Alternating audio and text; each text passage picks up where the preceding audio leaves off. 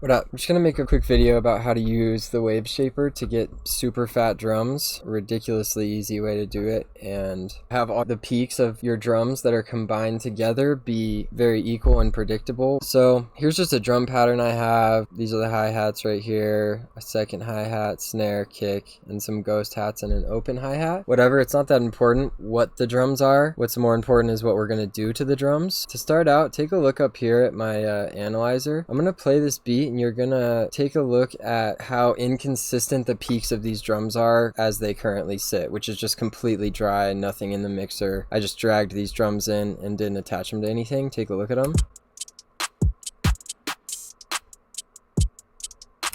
So the peaks are all over the place. We've got this shooting up here at -9, this is down here at -12, and then these ones are down here super quiet, like -30. We want to get those a little bit more evened out, and we want to squash some of the peaks, some of the highest points, and we want to bring some of the lowest points up so that we have a more even, predictable waveform once all of these drums are combined, like I said. So we're going to start by just linking these to the mixer. Here's just a completely blank mixer, nothing on any channel, and I'm going to put the kick on 2. You're going to do that by just going to channel routing and route selected to this track. You can also use Control L, which is what I'm going to be using. So Control L links the kick right there. Snare goes on 3, hi-hat goes on 4, backup hi-hat also goes on 4, ghost snare we'll put on 5, and then open hat on 6. So now all of these drums are routed to the mixer, and what I'm going to do is I'm going to go to insert 1, which is just blank now, nothing routed to it, and I'm going to call it drum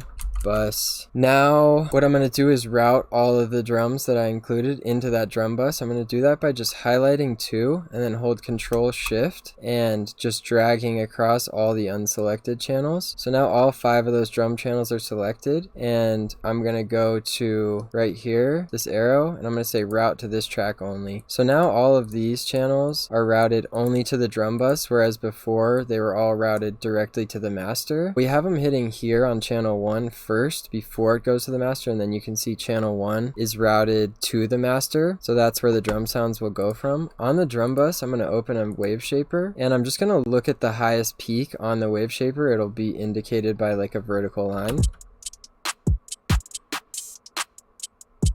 Looks like that's the highest peak right there. What I'm going to do is drop this point a little bit below the highest peak, probably just right there, and then I'm going to create a soft clipper. So now it's tricking the drums into thinking that the ceiling is way lower than it is. Now let's take a look at the drums and also look back at the analyzer and see what's happening now. The peaks should be a lot more predictable.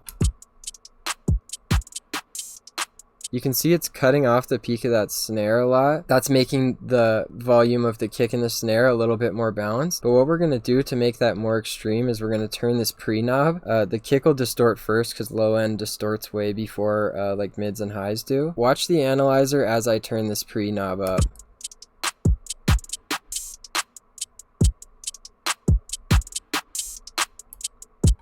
You can hear that kick start to distort a little bit. That's not necessarily a bad thing unless you go too far. Now, yeah, all of these volumes are a lot more consistent. That's going to make the final mastering job a lot easier in the end. I'm just going to push a little bit harder.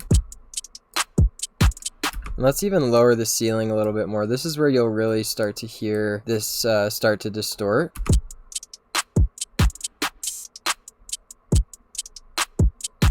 But once you get the rest of the track going and there's melodic stuff going on and low end stuff going on, it gets harder to hear that distortion. And like I said, mids and highs, you can push them pretty hard before they start to distort. So let's just take a look right here at the signal coming in while I turn this WAVESHAPER on and off. So here's off,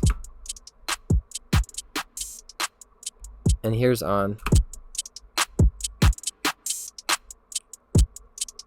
So what we see going on with the analyzer is just we're getting a louder overall volume with a lower overall max peak, and that's kind of this entire secret to getting a really loud master and getting your drums going is as much as you can save headroom while also increasing volume over time, which is pretty much exactly what we did here, the better you'll be in the end. And then you'll just slap a limiter on your master channel and turn it up and until it hits the limiter a little bit. You're not going to have this confused limiter where it doesn't know what to do with this huge peak for the snare and then these small peaks for the kick. It gets confused, and that's when you have a really hard time getting a loud master in the end. I think that's it for this subject. You can definitely dive deeper into this and get more creative with whatever chain you put going on before the WAVESHAPER and even after the WAVESHAPER, EQs and reverb and stuff like that. But this is the concept, and if you start to apply this to all of your sounds and really starting to train your ears to